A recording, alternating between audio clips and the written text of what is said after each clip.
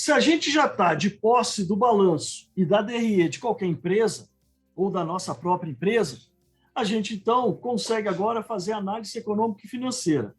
Então, a gente vai precisar desses dois demonstrativos, de algumas informações complementares, uma visão, né, do macroambiente, principalmente, para a gente poder interpretar, inclusive se melhorou, piorou de um período para outro. O entendimento do macroambiente é fundamental para que a gente possa fazer a melhor análise, né, e fazer o melhor posicionamento dessa análise. Bom, aí, como é que funciona?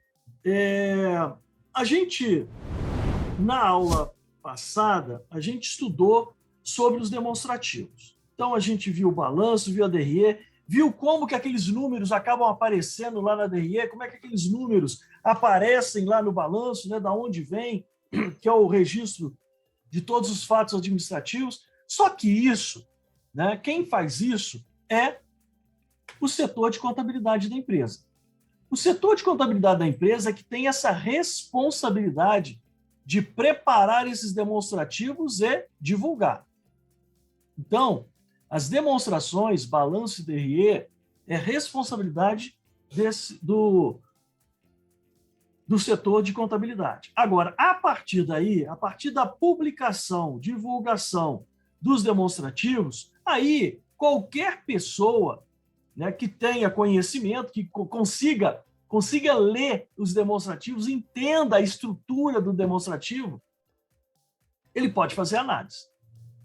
Ele pode fazer análise. Então, o que nós vamos fazer aqui hoje? Hoje nós vamos fazer o seguinte: a gente vai fazer o exame e padronização das demonstrações, coleta dos dados, cálculo dos indicadores, interpretação desses quocientes dos indicadores, análise vertical horizontal, comparação com períodos anteriores ou com padrão de mercado e gerar relatório.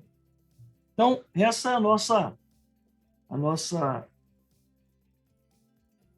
ideia, né, que hoje nós vamos trabalhar fazendo um passo a passo disso. Bom, então, os indicadores econômicos e financeiros, ele vai avaliar para nós a situação de capacidade, olhando a empresa do ponto de vista da segurança dos capitais tomados, a liquidez, ela tem capacidade de honrar as obrigações, pagar aquilo que ela deve, e a rentabilidade, o resultado final das operações do negócio.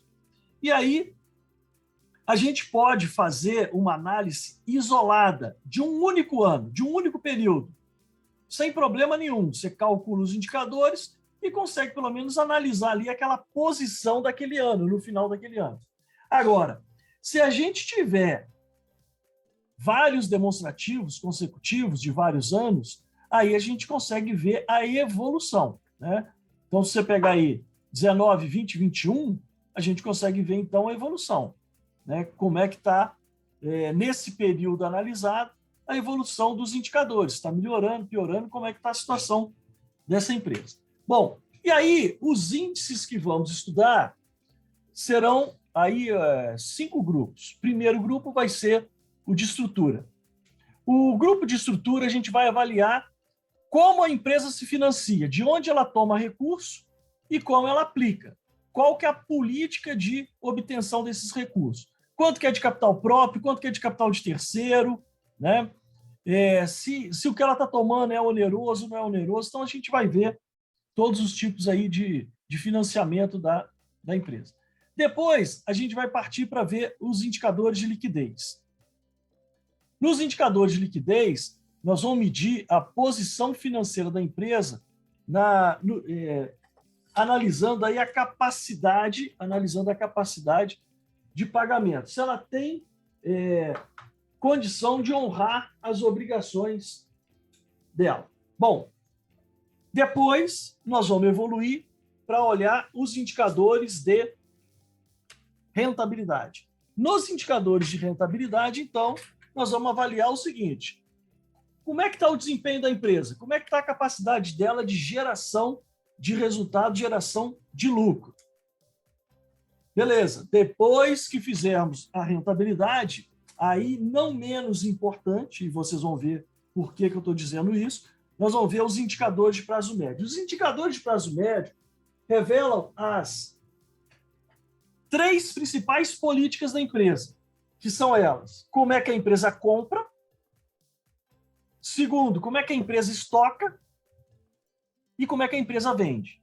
Essas 3 políticas de compra, estocagem e venda, a gente consegue, então, calcular o ciclo operacional e o ciclo financeiro. O ciclo operacional é quanto tempo demora para a empresa entre comprar, produzir e vender e receber, ó, é quanto tempo demora. O ciclo completo, a gente chama isso de ciclo operacional.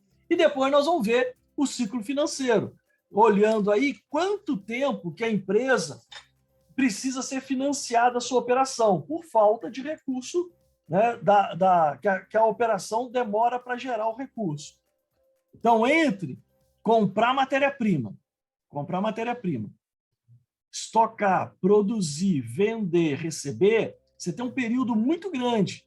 Dependendo do ciclo operacional, dependendo aí do prazo de produção, o prazo de venda, o prazo de recebimento, nós temos aí um ciclo muito grande para fechar a operação.